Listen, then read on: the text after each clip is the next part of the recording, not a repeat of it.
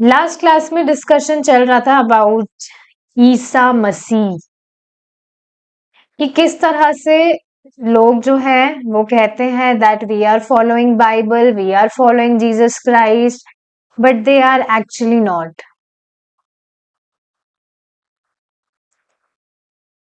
तो उसी को हम आगे देखेंगे।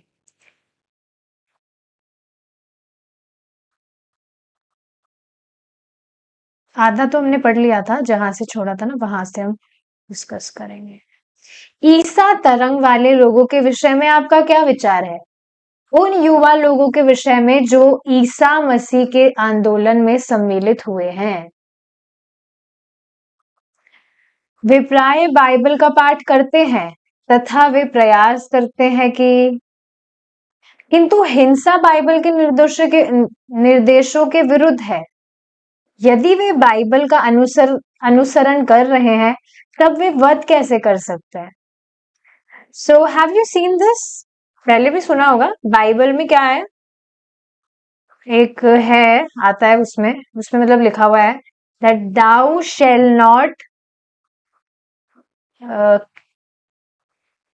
दाउ शेल नॉट किल। तो बेसिकली दाउ का मतलब होता है that you should not kill, लेकिन उसको चेंज कर दिया दाउ शेल नॉट मर्डर। और मर्डर किसका कर सकते हैं? मर्डर किसका कहा जाता है? इंसानों का। कोई व्यक्ति इंसान को मार देता है तो वह मर्डर कहा जाता है। आप देख रहे हैं इंग्लिश के वर्ड्स भी कितने ट्रिकी है। सामान्यतः व्यक्ति सोच सकता है ये तो सिनोनिम है इसलिए कर देते हैं चेंज, क्या पता लगेगा, but these words are very tricky.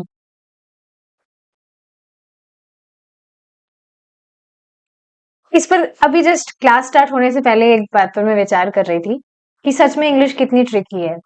जैसे हमने डिस्कस किया था that we should give space to Krishna in our life, लेकिन अगर हम टू की जगह फ्रॉम लगा देते तो सोचिए कितना बड़ा डिफरेंस हो गया। Is it not? We should give space from Krishna in our life. तो भगवान कृष्ण से दूरी, इसका इसका मतलब ये हो गया इस सेंटेंस का। और टू अगर हमने लगाया तो इसका अर्थ क्या होगा कि हमें हमारे जीवन में भगवान कृष्ण के लिए जगह देनी है, पूरा जीवन ही भगवान को समर्पण करना है, ये बात है। So English is very tricky. मैंने एक से यह प्रश्न किया था, उसने दावा किया कि बाइबल में ईसा मसीह भी मांस भक्षण कर रहे थे। वह ठीक है, वे कुछ भी खा सकते हैं, वे शक्तिमान है, किंतु उन्होंने आदेश दिया है तुम हत्या नहीं करोगे, तुम्हें हत्या बंद करनी होगी। वे शक्तिमान है, वे समस्त जगत का भक्षण कर सकते हैं, किंतु आप अपनी तुलना ईसा मसीह से नहीं कर सकते हैं। आप उनकी नकल नहीं कर सकते हैं, आपको उनके आदेश का पालन करना होगा। तब आप ईसा मसीह से पथ प्रदर्शन स्वीकार करते हैं। यह वास्तव में आज्ञाकारिता है। भागवतम में इसे स्पष्ट किया गया है, जो ईश्वर है, जो शक्तिमान है, वह कुछ भी कर सकता है। ईश्वर का अर्थ समझना चाहिए कंट्रोलर।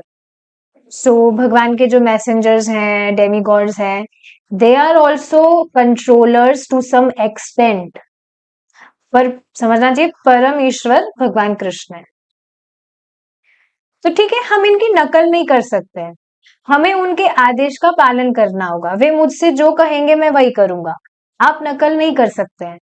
आप कहते हैं कि ईसा मसीह ने मांस भक्षण किया, यह मान भी ले तो भी आपको यह ज्ञात नहीं है कि उन्होंने किन परिस्थितियों में मांस भक्षण किया। वे स्वयं मांस भक्षण कर रहे हैं तथा दूसरों को हत्या ना करने का परामर्श दे रहे हैं। क्या आपके विचार में ईसा मसीह अपनी ही बात काट रहे थे? नहीं। तो आप देखेंगे काफी बार एक्सटर्नली ऐसा लग सकता है कि ये मतलब जो भी ये मैसेंजर्स वगैरह हैं जैसे आप देखेंगे जो भगवान बुद्ध हैं वे भगवान कृष्ण के शक्तावेश अवतार हैं। तो उसमें भी जो भगवान बुद्ध है वो तो वेद के विरुद्ध बातें बोल रहे हैं, मायावाद का प्रचार कर रहे हैं। तो उन बातों को हमें स्वीकार नहीं करना होता है। समझना चाहिए। बहुत ही सुंदर बात, एक मतलब डिस्कशन चल रहा था यशोमती माता जी के ग्रुप में, जो श्रीला प्रभुपाद जी के शिष्य हैं। तो उसमें माता जी यही बात बता रही थी कि हम कृष्ण को अपनी बुद्धि से कभी समझ ही नहीं सकते। What are his plans. So आप देखेंगे इस मटेरियल वर्ल्ड में भी भगवान के भी जो दूत आते हैं तो इस तरह से उल्टा प्रचार करते हैं और भगवान की इच्छा से ही वह सब हो रहा है। लेकिन उसके पीछे का कारण क्या है? ताकि लोग भ्रमित हो। अब आप सोचेंगे भगवान ऐसा क्यों चाह रहे हैं?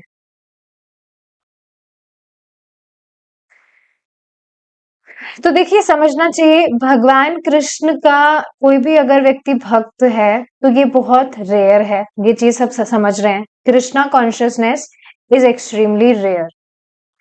लेकिन फिर भी इस तरह से जब वेदों के विरुद्ध भी अगर प्रचार किया जा रहा है तो लोगों को कंफ्यूज्ड करने के लिए। कंफ्यूज्ड क्यों? क्योंकि भगवान कृष्ण की अगर सभी सोचिए, जैसे पता लग जाए, जैसे कोई व्यक्ति भगवान कृष्ण की भक्ति भी कर रहा है तब भी भगवान तुरंत क्यों नहीं प्रकाशित कर देते?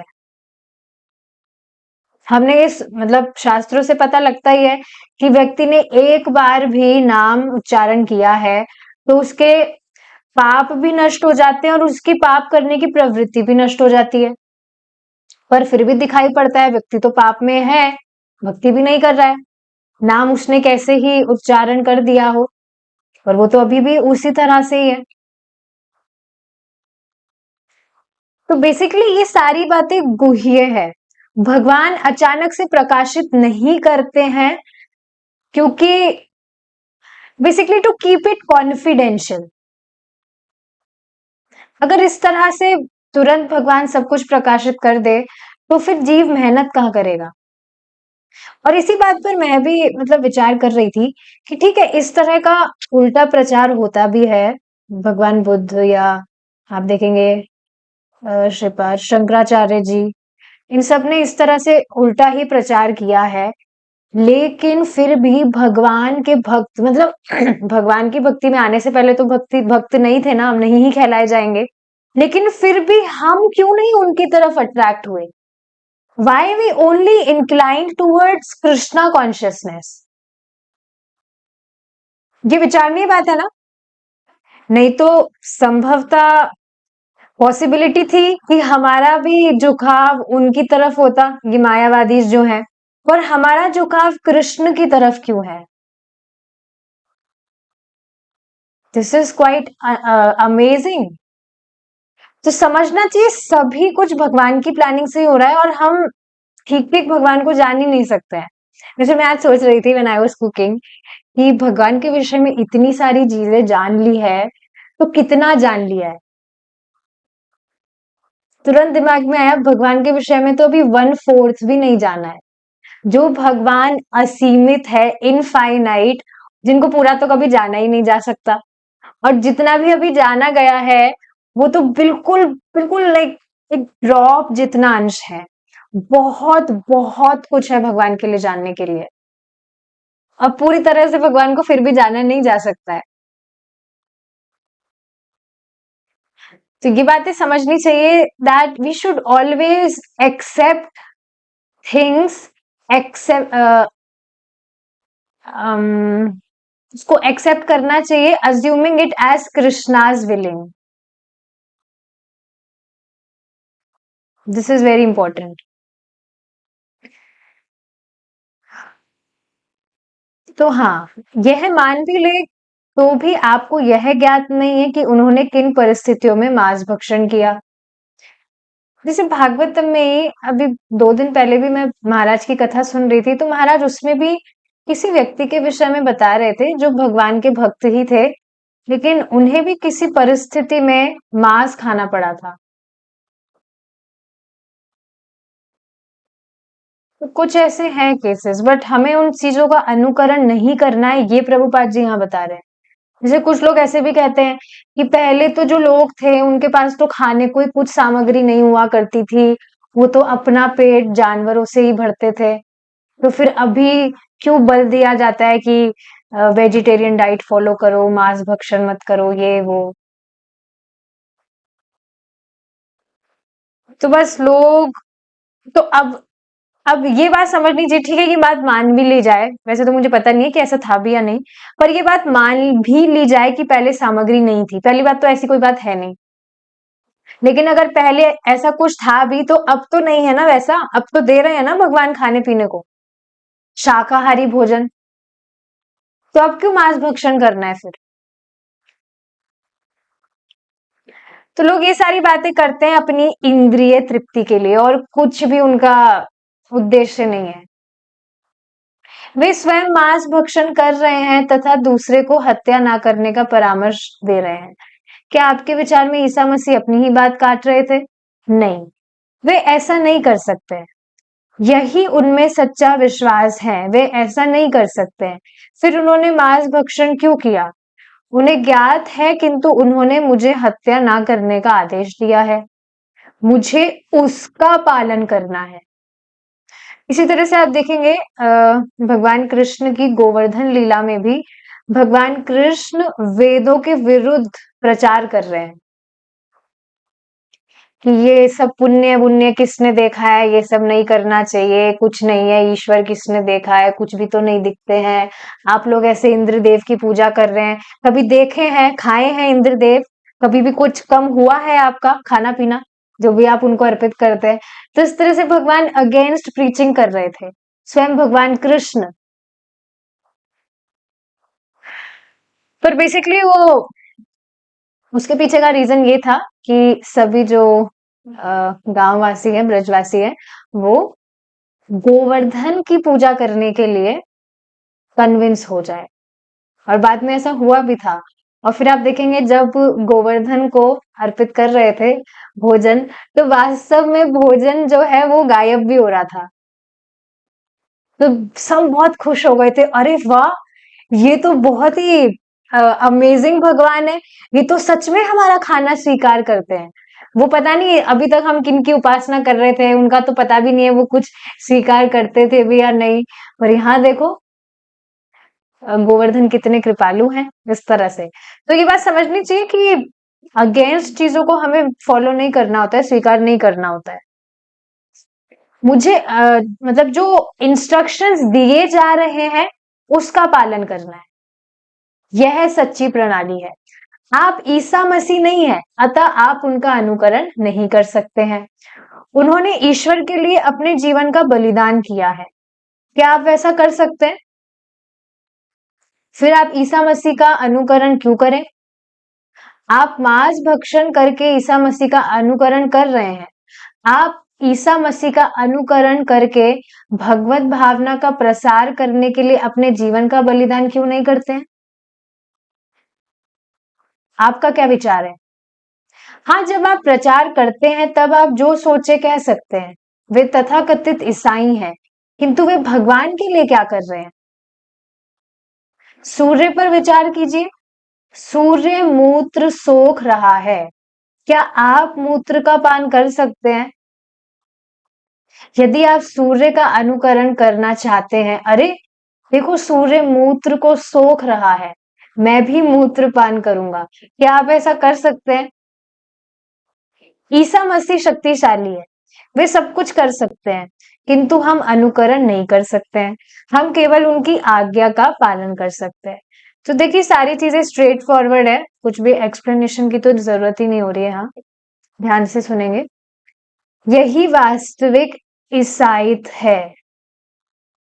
हम एक शक्तिशाली व्यक्ति का अनुकरण नहीं कर सकते हैं, यह दोषपूर्ण है। हमारे वैदिक साहित्य में एक विष का सागर था, लोगों को यह समझ में नहीं आता था कि उसका क्या करें। तत्पश्चात शिवजी ने कहा, ठीक है, मैं इसको पी लूंगा। अतएव उन्होंने समस्त विष सागर का पान कर लिया। तथा उसे अपने कंठ में लिया। तो ये कथा सब जान रहे हैं। क्या आप विषपान कर सकते हैं? सागर नहीं, केवल एक प्याला।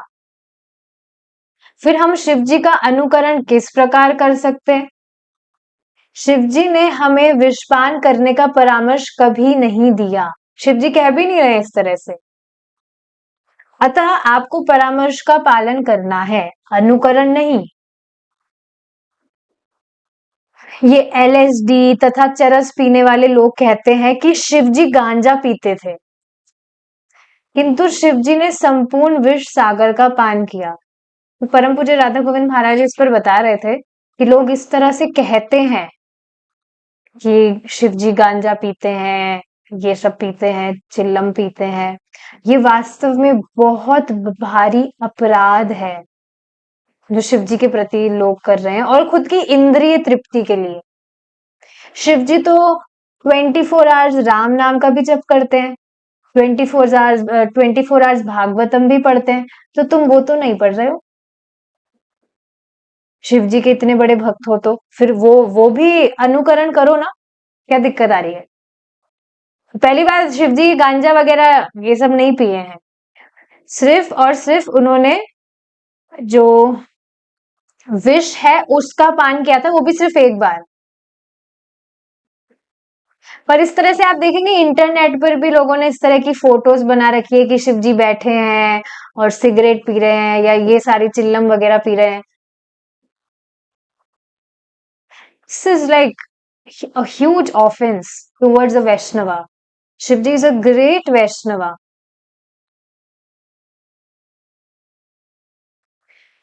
शिवजी ने संपूर्ण विष सागर का पान किया। क्या आप वैसा कर सकते हैं? शिवजी का उपदेश लेना चाहिए। वे कहते हैं कि सर्वोत्कृष्ट उपासना विष्णु की उपासना है। विष्णुराराधनम परम।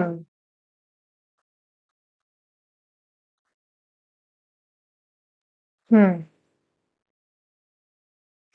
जब पार्वती ने उनसे प्रश्न किया कि उपासना की कौन सी विधि सर्वोत्तम है, तब उन्होंने कहा भगवान विष्णु कृष्ण की उपासना सर्वोत्तम उपासना है। देवता अनेक है, किंतु उन्होंने विष्णु पूजा को सर्वोत्तम कहा। तथा विष्णु की उपासना से भी उत्तम एक वैष्णव की उपासना है। तदीय नाम, उनके सेवक अथवा वे जिनका उनसे संबंध है।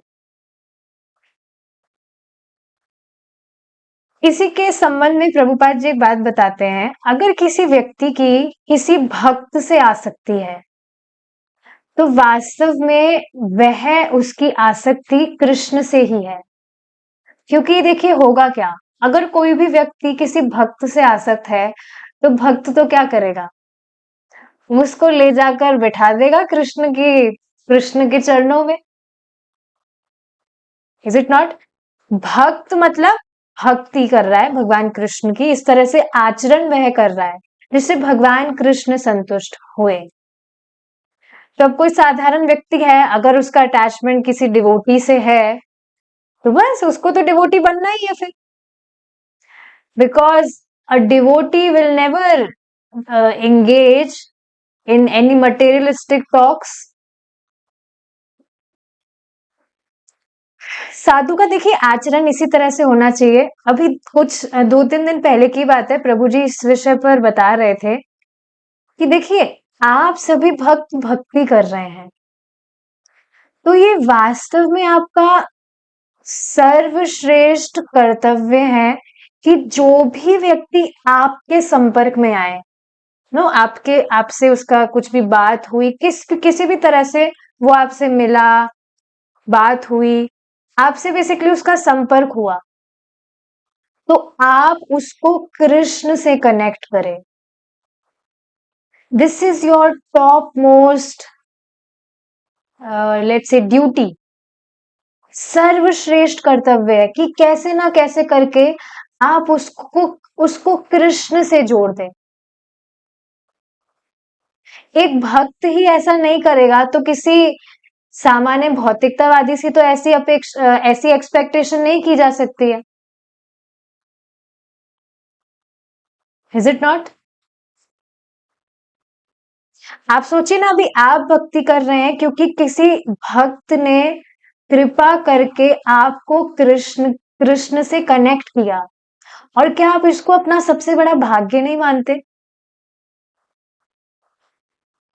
कि उन भक्त की वजह से आज मैं भक्ति कर पा रहा हूं? भगवान ने तो उनको माध्यम बनाया, तो क्या आपको माध्यम नहीं बनना चाहिए कि आपकी वजह से भी कोई कृष्ण की भक्ति करे, भक्ति में आए? बहुत सुंदर बात है ये। Try to become an instrument of Krishna. भगवान आपको इस्तेमाल करे कि आप लोगों को उनके पास लाएं। कितनी ज्यादा सुंदर बात है ये। तो हाँ, प्रभुपाद जी यही बात बताते हैं कि अगर किसी भी व्यक्ति का किसी भक्त से अटैचमेंट है तो वो तो गया, वो भक्त बनेगा ही अब। तो काफी सारी चीजें हो सकती है इसमें। एक और एग्जाम्पल बताया जाता है कि एक जो साधु है, भगवान का भक्त, वह एक फूल की तरह होता है। आप देखेंगे कोई भी व्यक्ति, जैसे फॉर एग्जाम्पल गुलाब का ही फूल है, जैसे इस चीज से मैं अभी ज्यादा रिलेट कर पा रही हूँ। सुबह में भगवान को फूल ऑफर करती हूँ, इतना मतलब सबको इतना महकता है, मतलब जैसे ही ऑल्टर के पास में जाती हूँ, इतना like it's very so fragrant, इतना मतलब बहुत ज्यादा महकता है, बहुत ही अच्छा लगता है। तो उसी तरह से एक जो साधु है, भगवान कृष्ण का भक्त है, वो जिसके साथ भी मतलब जहां पर भी वह जाता है, जिसके भी संपर्क में आता है, तो वह भगवान की भक्ति की सुगंध वहां छोड़कर जाता है। समझ रहे हैं ना? इन सम वे ही कनेक्ट हिम विथ कृष्णा। सोचिए अगर हम इसी तरह से प्लानिंग करके हमारा पूरा दिन दिन की बात हो रही है, हर एक दिन व्यतीत करे, तो माया में जाने का तो कुछ स्कोप ही नहीं है। इसी से रिलेटेड बहुत सुंदर बात आज प्रभु जी ने बताई थी कि एक एग्जाम्पल से समझाया था कि जैसे हम एग्जाम में तो सब बैठे ही हैं, तो एग्जाम का वो जो टाइम होता है, सपोज 2 आवर्स, 2 घंटे का आपका पेपर है, तो वो जो 2 घंटा है उस समय का, वो कितना ज्यादा महत्वपूर्ण होता है, सबसे ज्यादा महत्वपूर्ण, वेरी प्रीशियस। मटेरियलिस्टिक वे में बात हो रही है। उस 2 घंटे या 1 घंटे का जो टाइम है, वह उस व्यक्ति का पूरा जीवन परिवर्तित कर सकता है। कंपटीशन एग्जाम हुए, एंट्रेंस एग्जाम हुआ, तो उसमें अब उसने क्लियर कर लिया, तो बस अब उसकी जर्नी आगे बढ़ेगी, कहीं पर नौकरी लग जाएगी, कहीं किसी कॉलेज में चला जाएगा।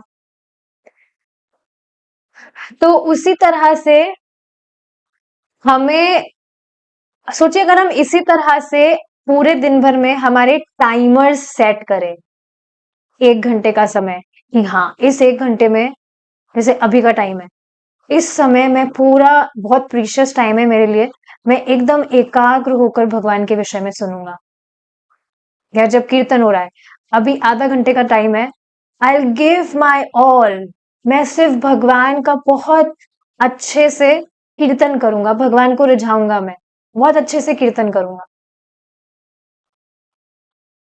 और इसी तरह से आप जो भी पूरे दिन में सर्विसेज कर रहे हैं, और ठीक है सर्विसेज तो हम डेली करते ही हैं, ये तो बात हमारी हुई थी कि बिल्कुल अच्छे से एब्जॉर्ब होके करना चाहिए। उसके अलावा भी जो टाइम है, उसमें हम इस तरह से टाइमर सेट करें, तो सोचिए कहाँ माया का स्कोप है। माया में जाने का तो कुछ स्कोप ही नहीं है। कितना लाइफ चिल हो जाएगा, सिर्फ भगवान कृष्ण और हम, बस नो माया। माया आप बाहर रहिए, अभी हम कृष्ण के साथ है। कितना अमेजिंग है ये। किया था आज किसी ने सुबह क्लास, जिन्होंने अटेंड की? नहीं किया तो करिए। ये देखिए जो डिस्कशन होते हैं, ये इसी वजह से होते हैं ताकि आप इनको अपने जीवन में आत्मसात करें। I really try to do this today, और सच में बहुत अमेजिंग था। जैसे क्लास आज जल्दी खत्म हो गई, तो क्लास खत्म होते ही मैं बैठ गई प्रभुपाद जी की लीलामृत पढ़ने, तुरंत खत्म होते ही। फिर थोड़ा टाइम हुआ, सो मैं कुकिंग वगैरह में लग गई, इस तरह से फिर क्लास के लिए थोड़ा प्रिपेयर किया। तो इस तरह से आप देख रहे हैं, हमें सेट करना चाहिए, माया का कुछ स्कोप ही नहीं रहेगा। सिर्फ एक दिन करके देखिए और आप खुद देखेंगे कितना ज्यादा आप उत्साहित होंगे। अभी क्लास के बाद कर सकते हैं, टाइम अभी बचा है काफी। ठीक है, तो यहाँ पर क्या बताया जा रहा है, विष्णु की उपासना से भी उत्तम एक वैष्णव की उपासना है। तदीय नाम उनके वैष्णव अथवा वे जिनका उनसे संबंध है। उदाहरण के लिए हम इन तुलसी के पौधों की उपासना करते हैं, हम समस्त पौधों की उपासना नहीं करते हैं, किंतु क्योंकि तुलसी का कृष्ण विष्णु के साथ घनिष्ठ संबंध है, अतएव हम इसकी उपासना करते हैं। इसी प्रकार, इसी पर मुझे एक बात याद आ रही है। एक बार कुछ भक्त अ, तुलसी महारानी की पूजा कर रहे थे, अज्यूमिंग इट कि वो तुलसी महारानी है, पर वो कोई दूसरा पौधा था, बेसिल कुछ कहते हैं ना, इटालियन तुलसी वगैरह जिसको कहते हैं। तो प्रभुपाद जी ने पूछा कि ये किसकी उपासना कर रहे हो, ऐसा कुछ प्रभुपाद जी ने कहा। ये ये तुलसी महारानी तो नहीं है। तो भक्तों ने कहा, yes, she is sister of she is sister of Tulsi Maharani. तो प्रभुपाद जी ने कहा, we are not interested in sister, worship Tulsi Maharani directly. तो इससे रिलेटेड मुझे बात याद आ गई थी। चेक कर लेना चाहिए घर में तुलसी का पौधा ही तो है, या हम उनकी सिस्टर की उपासना तो नहीं कर रहे गए कहीं। एनीवेज, इसी प्रकार यदि किसी वस्तु का कृष्ण से घनिष्ठ संबंध हो, तो उसकी उपासना विष्णु की उपासना से अधिक उत्तम है। ऐसा क्यों है? क्योंकि इससे कृष्ण प्रसन्न होंगे। देखिए, इसी बात को आज परम पूज्य राधा गोविंद महाराज भी समझा रहे थे। वास्तव में जो व्यक्ति भगवान कृष्ण के लिए अपना जीवन समर्पित किया है, अपनी इंद्रियों को भगवान कृष्ण की संतुष्टि के लिए सहमित कर रहा है, और जो भी बाकी सारी पवित्रता का पालन करना, शुद्धि का पालन करना, ये सारी चीजें जो भी भक्त भगवान कृष्ण की संतुष्टि के लिए कर रहा है, तो आप सोचिए ना, अपने आप ही वो कितना श्रेष्ठ हो गया। और हम ऐसे भक्तों का सम्मान करें, उनकी सेवा करें। ये तो बताया जाता है, you become servant of humble servant of the servants, because servants of Krishna, devotees are of Krishna are dear to Krishna. भगवान भगवान कृष्ण स्वयं ये बात बताते हैं कि जो व्यक्ति कहता है कि वह मेरा भक्त है, वो वास्तव में मेरा भक्त नहीं है, लेकिन जो व्यक्ति कहता है वो मेरे भक्तों का भक्त है, वह वास्तव में मेरा भक्त है। You can't hate devotees and love Krishna, ऐसा हो ही नहीं सकता है। भक्तों से आप प्रीति नहीं रख रहे हैं, तो भगवान से आप प्रेम कर ही नहीं सकते। और भक्तों को तो छोड़िए आप, जब भी व्यक्ति भगवान कृष्ण की भक्ति करना स्टार्ट करता है, जैसे जैसे प्रगति करता है, तो सिर्फ भक्तों को ही नहीं, बाकी जितने भी भगवान कृष्ण मतलब बाकी जितने भी जीवात्माएं हैं, उनके प्रति भी तो कितना कंपैशन आने लगता है हृदय में, कि ये भी भगवान के अंश हैं। बस माया के प्रभाव में डिस्ट्रैक्ट हो गए, जैसे हम थे, कभी हम हो गए थे। लेकिन इनको भी कुछ सुकृत देना चाहिए, इनको भी कृष्ण से कनेक्ट करना चाहिए। आज का जो टॉपिक था भगवत गीता की क्लास में, कितना सुंदर था, इसी से रिलेटेड तो था। गुणों से प्रभावित है व्यक्ति, कोई भी व्यक्ति खराब नहीं है, बस उसके गुणों के कारण वो उस तरह से व्यवहार कर रहा है। कोई व्यक्ति खराब हो ही नहीं सकता है, क्योंकि वह वास्तव में भगवान कृष्ण का अंश है। और अंश का अर्थ समझ रहे हैं आप? यह हाथ हमारे शरीर का अंश है। तो जो हमारे शरीर के अंश है, पार्ट्स ऑफ बॉडी, तो ऐसा तो नहीं है ना कि हम इससे घृणा करेंगे। उसी तरह से जब कहा जाता है we are fragmental part of Krishna, तो समझ लेना चाहिए भगवान भगवान का जो चिन्मय स्वरूप है, दिव्य देह है, उसके पार्ट्स हैं हम। ऐसा नहीं है भगवान छट गए हैं, हम भगवान के पार्ट्स है, तो ऐसा नहीं है, भगवान असीमित है। पर हाँ, आप सोचिए कोई भी व्यक्ति भगवान कृष्ण का अंश है, कोई भी क्या, सभी है, तो वह बुरा कैसे हो सकता है? बस वो भौतिक प्रकृति के गुणों के प्रभाव के कारण उस तरह से व्यवहार कर रहा है। देखिए ये सारी चीजें सुनना बहुत ज्यादा जरूरी है, क्योंकि हम तुरंत जज करने लगते हैं। आप देख रहे हैं ना कितनी ज्यादा हेल्प करती है ये सारी चीजें जब हम श्रवण करते हैं, बिल्कुल सोचने का नजरिया ही चेंज हो जाता है।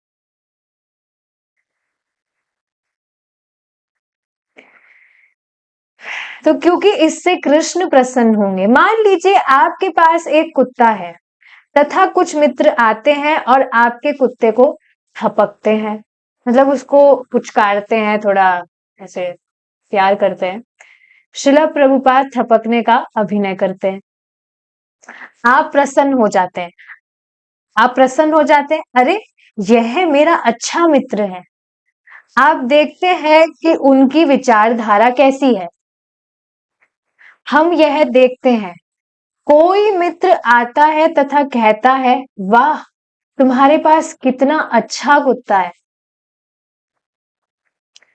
तो इस तरह से क्या होता है आगे देखिए, यहाँ पर देखिए प्रभुपाद जी का जो कॉन्वर्जेशन है यहाँ पर कंप्लीट होता है। लास्ट में यही बात बता रहे हैं कि जैसे हम किसी को भी अपना मानते हैं, कोई भी अपना है और कोई बाहर का व्यक्ति आता है और वह भी उससे अपनेपन की तरह व्यवहार करता है, तो हमें कितना अच्छा लगता है। खासकर आप देखेंगे जो पेरेंट्स होते हैं वो अपने बच्चों से उनका कितना प्रेम होता है, तो उनके बच्चों से अगर कोई दूसरा व्यक्ति प्रेम दिखाए तो पेरेंट्स कितने ज्यादा खुश होते हैं कि वाह हमारे बच्चे से कितना अच्छे से व्यवहार कर रहा है, उनके लिए कुछ भी वो प्रसाद भी लाया है, भक्तों की बात हो रही है, तो इस तरह से कितना खुश होते हैं। तो उसी तरह से हम सभी भगवान कृष्ण के अंश हैं, हम उनके बच्चे हैं। तो जब हम दूसरों से अच्छा व्यवहार कर रहे हैं, स्पेशली दी डिवोटीज, डिवोटीज की यहाँ बात हो रही है, वैसे तो सभी से प्रेम करना चाहिए, पर स्पेशली हमारे मन में भक्तों के प्रति आदर बुद्धि होनी चाहिए। देखिए आप बस ये बात जानिए, कोई भी व्यक्ति एक बार भी कृष्ण कहा है तो भगवान भगवान बहुत ज्यादा ग्रेटफुल है उस व्यक्ति के लिए। और जब भगवान इस तरह के हैं तो हम कैसे उस व्यक्ति से द्वेष कर सकते हैं? These things are really helping me. मैं खुद इस चीज को देख रही हूँ, पहले से बहुत ज्यादा मैं कॉन्शियस हो रही हूँ इन चीजों को लेकर। और ये सभी कुछ श्रवण का ही प्रभाव है। मैं खुद का कुछ गुणगान नहीं कर रही हूँ, पर श्रवण व्यक्ति जब करता है तो ऐसा होता ही है, अपने आप फॉलो करने लगता है। ठीक है, तो कुछ भारतीय अतिथि कक्ष में प्रवेश करते हैं। कृपया प्रसाद ग्रहण कीजिए। श्रीला प्रभुपाद अपने अतिथियों से वार्तालाप जारी रखते हैं, कभी कभी अंग्रेजी में तथा कभी कभी हिंदी में। न्यूयॉर्क में यह उनका अंतिम दिन है तथा उनके लंदन जाने वाले विमान के प्रस्थान का समय कुछ ही घंटों के पश्चात है। श्रीला प्रभुपाद को कैनेडी हवाई अड्डे तक ले जाने के लिए बॉब एक कार लेकर आया है। सामान को गाड़ी तक पहुंचाते हुए श्रीला प्रभुपाद के नवीनतम अनुवाद कार्य की पांडुलिपियों को क्रम से रखते हुए तथा अंतिम क्षण के प्रबंधों को पूर्ण करते हुए भक्त इधर उधर भाग दौड़ कर रहे हैं, दौड़ रहे हैं। श्रीला प्रभुपाद, सब तैयारी हो गई है, कार हम लोगों की प्रतीक्षा कर रही है, फिर हम अब प्रस्थान कर सकते हैं? ठीक है, हरे कृष्णा। तो यहाँ से जो 9th चैप्टर है which was the last chapter of this book वो कंप्लीट होता है। यहाँ पर लास्ट में एक समरी भी रखी गई है, हम इसको भी डिस्कस करते हैं। डिस्कस नहीं करेंगे, मतलब इसको मैं पढ़ दे रही हूँ, पढ़ते ही समझ आ जाएगा। ये जो भी स्पेसिफिक डेट है उसको कृष्ण कृपा मूर्ति श्रीला प्रभुपाद ने मुझे तथा मेरी पत्नी को अपने शिष्यों के रूप में स्वीकार किया। तो ये जो व्यक्ति है बॉब वो बता रहे हैं, तथा ब्रह्म तीर्थ दास तथा भक्ति देवी दासी के नामों से हमें दीक्षा दी। उस दिन पर पुनः विचार करते हुए मैं देख सकता हूं कि हरे कृष्ण आंदोलन में अपने गुरु भाइयों तथा कृष्ण कृपा मूर्ति से भेंट होना मेरा कितना महान सौभाग्य था। कृष्ण कृपा मूर्ति श्रीला प्रभुपाद जी।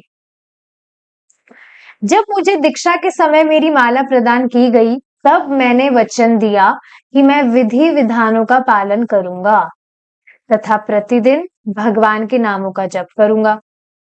4 वर्ष पूर्व श्रीला प्रभुपाद ने मुझे इन विधानों का पालन करने का परामर्श दिया था तथा 6 मास के अंदर उन्होंने कहा मैं अन्य भक्तों के समान हो सकता हूं। समस्त अनर्थ अनावश्यक वस्तुएं जैसे कि सांसारिक चलचित्र तथा भोजनालय में मेरे लिए आकर्षणहीन आकर्षणहीन हो जाएंगे, कुछ भी रुचि नहीं रहेगी वहां। और आप खुद देख रहे हैं, यही बात तो आज प्रभु जी ने बताई थी कि आप कुछ भी खाने पीने का आइटम देखते हैं तो क्या आप पहले इस तरह से जांच करते थे कि ये ऑफर्ड है कि नहीं है, ये किसकी प्रॉपर्टी है? इस तरह से कुछ भी पहले जांच नहीं करते थे। पर अब कुछ भी कंज्यूम करने से पहले we are so much conscious कि ये भगवान को अर्पित तो है ना। कितनी ज्यादा सुंदर चेतना है ये। And Krishna really appreciates it कि देखो कितना अच्छा भक्त है, हमेशा मेरे ही रेमिनेंट्स खाता है ये, मेरे ही उच्चिष्ट को पाता है। Krishna really appreciates. ये बिल्कुल सामान्य बात नहीं है कि भक्त सिर्फ भगवान को अर्पित भोजन ही पाते हैं, उसके अलावा कभी चीट डे नहीं करते हैं। And Krishna is noticing everything. समस्त मानव जीवन शुद्धिकरण के लिए है, उन्होंने कहा। यद्यपि मुझे वास्तव में यह ज्ञात नहीं था कि शुद्धिकरण का अर्थ क्या है, तथापि शुद्ध होने में मेरी रुचि थी। चेतना के एक उच्चतर स्तर को प्राप्त करने की आशा लेकर मैं पीस कौर के साथ भारत गया था। मैं यह विश्वास ना कर पाता था कि इंद्रियों को तुष्ट करना ही सर्वस्व है, किंतु फिर भी मैं स्वयं इंद्रियों द्वारा बद्ध था। मतलब समझ पा रहे थे कि सिर्फ मैं ये आहार निद्रा कर रहा हूं तो यही तो कुछ जीवन का परफेक्शन नहीं है, लेकिन फिर भी इंद्रियों द्वारा बद्ध थे। कालांतर में मुझे समझ में आया कि योग का अर्थ है इंद्रियों के प्रभुत्व से मुक्ति प्राप्त करना। अमेरिका लौटने पर मैंने भूगर्भ शास्त्र में स्नातक शिक्षा ग्रहण करना प्रारंभ की, विवाह किया तथा गृहस्थी के उत्तरदायित्वों में कुछ कुछ फंस गया, किंतु अनेकों बार मैं श्रीला प्रभुपाद के साथ हुए अपने वार्तालापों पर विचार करता था तथा उनके उपदेशों का चिंतन करता था। उनका एक प्रारंभिक उपदेश यह था कि भक्तों की संगति करो, तथा मैंने यह प्रसन्नता पूर्वक किया। भक्त लोग विशिष्ट होते हैं। ये बात तो आप देख ही रहे ना, किसी अगर टोकरी में कोई सड़ा हुआ सेब है मान लीजिए, तो उस एक सड़े हुए सेब के कारण सारे के सारे जो सेब है वो सड़ जाएंगे, बहुत जल्दी सड़ जाएंगे। वैसे तो शेल्फ लाइफ सभी की कम होती है, पर एक सड़ा हुआ अगर सेब है उसमें, सुना ही होगा आपने ये एग्जाम्पल, तो सारे के सारे बहुत जल्दी सड़ जाते हैं। अब इसके ऑपोजिट देखिए, अगर कोई व्यक्ति अच्छे लोगों की संगति करता है, भक्तों की संगति करता है विशेषकर, तो वह कृष्ण भावना भावित होएगा ही। तो देखिए यहां से बेसिकली हमें क्या शिक्षा मिल रही है, भक्तों का आचरण इस तरह का होना चाहिए, एकदम शांत और एकदम प्रेम पूर्वक, कि कोई भी व्यक्ति आपसे, उसको अपने आप ही आपसे बात करना अच्छा लगे, आप बातें कृष्ण से रिलेटेड ही करेंगे, no doubt, but when you show compassion, तो लोग समझते हैं कि आप उनके हित की बात कर रहे हैं, आपको, you are not seeking for your selfishness, समझते हैं लोग इस बात को। और सोचिए इस तरह से जब कोई भी व्यक्ति आपके आचरण से आकृष्ट हो रहा है, he is getting kind of attracted, तो डेफिनेटली वो कृष्ण भावना भावित होएगा ही। तो यहां से बहुत ही सुंदर शिक्षा मिल रही है, इस तरह का आचरण हमेशा होना चाहिए। परमेश्वर की प्रेम सेवा ही जीवन का लक्ष्य है, यह समझने से वे इंद्रिय तृप्ति तथा झूठे अहम के चक्कर में फंसने से बच जाते हैं। मंदिर में जाना अत्यंत स्फूर्तिदायक था। शनैः शनैः मेरी तथा मेरी पत्नी की कई भक्तों से मैत्री हो गई तथा हम किसी प्रकार इस आंदोलन के लिए कोई सेवा करने की इच्छा करने लगे।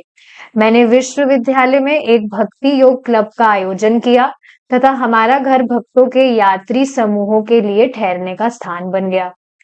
जैसे जैसे हम श्रीला प्रभुपाद के उपदेशों का पालन करने लगे, हमारा भोजन भी शुद्ध हो गया। भारत में मैंने श्रीला प्रभुपाद को बताया था कि मैं भक्तों के समान अपना भोजन भगवान को अर्पित नहीं कर सकता था, क्योंकि मैं यह नहीं समझा था कि कृष्ण भगवान है। अतः उन्होंने मुझे कहा था कि भोजन के पूर्व मैं केवल उस भोजन के लिए भगवान को धन्यवाद दिया करूं। तो देखिए अगर डायरेक्टली व्यक्ति शुरुआत में भगवान को सरेंडर नहीं भी कर पा रहा है, तो उसको आप धीरे धीरे जोड़ने का प्रयास कर सकते हैं अगर आप चाहते हैं तो। और जो कि ये देखिए, ये बात कल मुझे ज्यादा मैंने एहसास की, that sattvic movement people are really doing great work. ठीक है, भगवान कृष्ण के विषय में डायरेक्टली प्रचार नहीं कर रहे हैं, पर फिर भी indirectly they are taking them towards Krishna only. और मैं खुद देखती हूँ, मतलब मेरे पास में ज्यादातर जो भी लोग आते हैं वो सात्विक मूवमेंट के ही आते हैं। अभी रिसेंटली भी 2-3 लोग ज्वाइन हुए हैं, तो वो यही बात बता रहे थे कि हम सात्विक मूवमेंट हमने ये अटेंड किया, पहले तो हम नास्तिक थे, मुझे तो भगवान में विश्वास ही नहीं था, पर थोड़ी अब आस्था जगी है और मैं आगे बढ़ना चाहता हूँ। इस तरह से काफी सारे मतलब बताते हैं। So they are really doing great job. इस तरह से इनडायरेक्टली भगवान कृष्ण से ही कनेक्ट कर रहे हैं। तो देखिए हम सच में, यही बात आ रही है ना, हम नहीं समझ सकते कि भगवान कृष्ण किस व्यक्ति को, किस भक्त को अपने प्रचार के लिए किस तरह से उपयोग में लेंगे। अब उनसे जो भी लोग जुड़ रहे हैं, और आप देखेंगे संख्या बढ़ती ही जा रही है, बहुत सारे लोग अब कनेक्ट होते हैं उनसे, वर्कशॉप अटेंड करते हैं। So we have no idea भगवान किस तरह से, किस रूप में, किस भक्त से किस तरह से प्रचार करवाए। तो हम इस प्रीचिंग प्रोग्राम में किस तरह से हेल्प कर सकते हैं, वो हमें देखना है। तो जैसे इस तरह से यहाँ बताया जा रहा है कि मैं केवल उस भोजन के लिए भगवान को धन्यवाद दिया करूं, और ये सारी चीजें मैंने भी फॉलो की थी। कुछ 10% रूल वगैरह वो बताते हैं कि आप 10% पहले भगवान से प्रे करिए, उन सभी किसानों को धन्यवाद दीजिए जो बहुत मेहनत किए हैं, उन उस ग्रोसरी शॉपकीपर को आप धन्यवाद कीजिए जिसके थ्रू आपके पास सामान आ रहा है, उस व्यक्ति को धन्यवाद कीजिए जिसने आपके लिए खाना पकाया है। So all these gratitude in heart. तो इससे भी व्यक्ति का शुद्धिकरण होता ही है।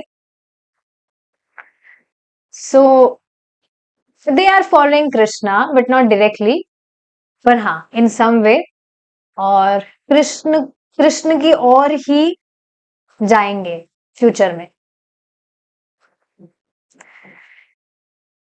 ठीक है, ऐसा हमने किया।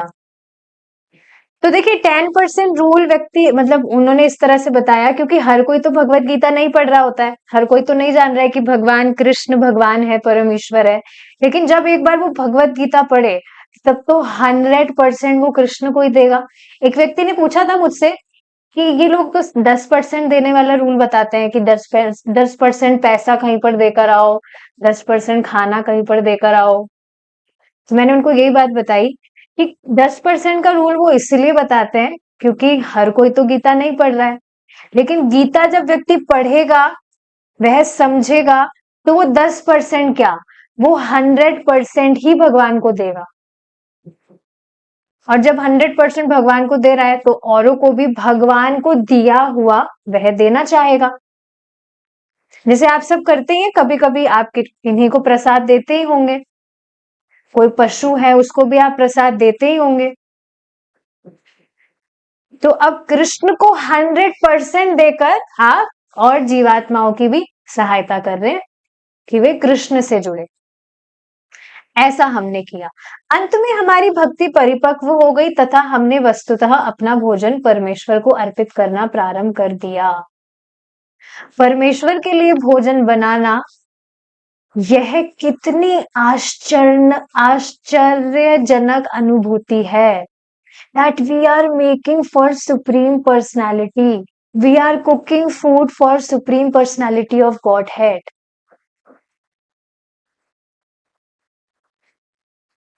कभी कभी आप अकेले बैठकर इन बातों पर विचार करेंगे, so you will be filled with so much of gratitude in your heart. कि भगवान कितनी कृपा की बारिश कर रहे हैं।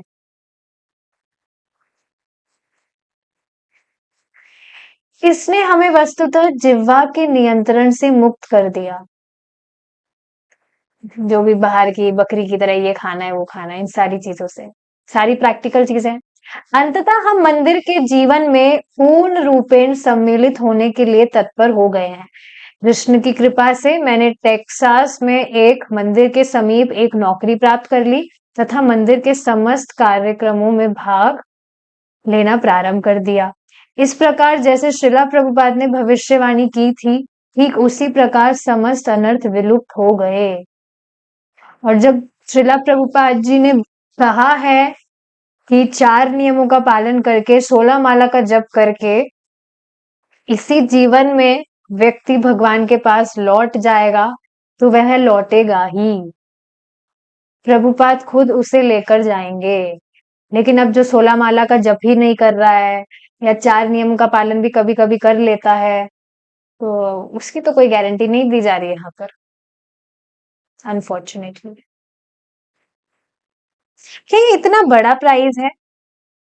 16 माला का जप, 4 नियमों का पालन, और हमेशा हमेशा इस भौतिक जगत से मुक्त होकर हम भगवान कृष्ण के पास चले जाएंगे शाश्वत रूप से।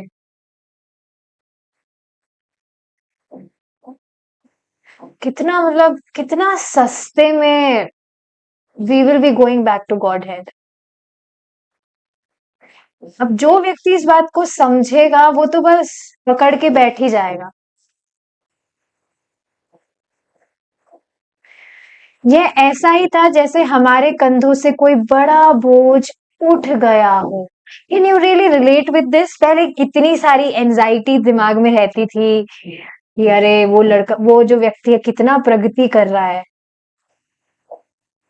जैसे एक व्यक्ति मतलब आज बता रहे थे कि उनकी उनकी कार लेने की इच्छा है बहुत बड़ी, तो बस वो सपना देख रहे कि कब कार आएगी और मैं उसमें ड्राइविंग करूंगा, ये सारी चीजें। अब ये देखिए, ये सारी चीजें ये बोझा ही तो है। अभी भक्ति में इतने मतलब आए नहीं है, अभी सिर्फ कुछ ही महामंत्रा वो जप कर रहे हैं। बट कोई बात नहीं, आगे जाकर वो समझेंगे।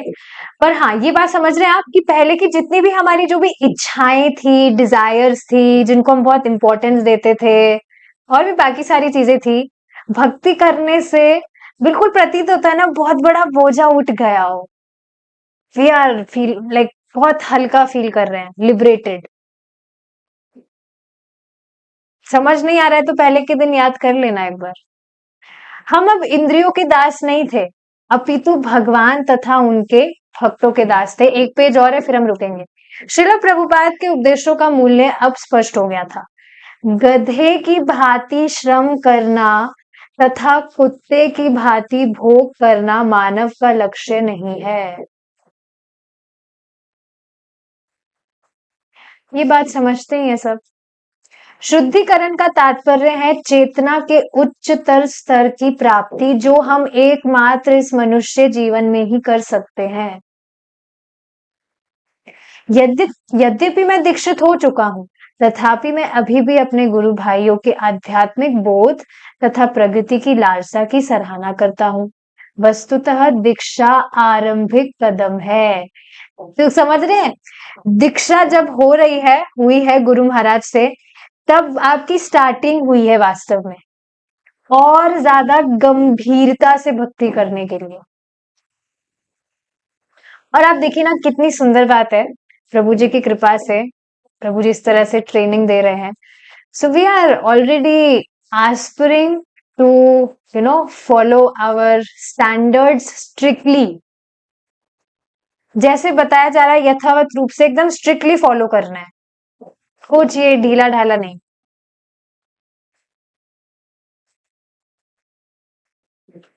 So this is great blessing. All right, we will stop here now.